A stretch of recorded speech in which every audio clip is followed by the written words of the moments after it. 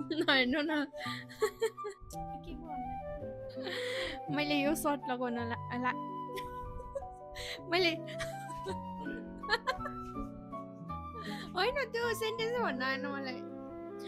मैले यो सर्ट लगाएर जान लागेको यस्तो ढिलो भइसक्यो 5:15 को सो हो अनि 4:41 हुँदैछ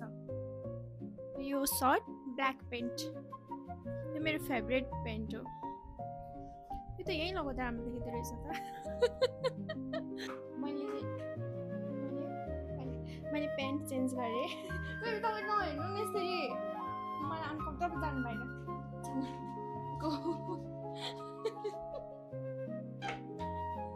यस्तरी हेरिदिन्छ नि मलाई लाज लाग्छ नसुन्नु नि फेरि त्यहाँनिर मेरो वाच अनि मेरो ब्रासलेट अनि कानमा यो सिम्पल मोतीको अनि यो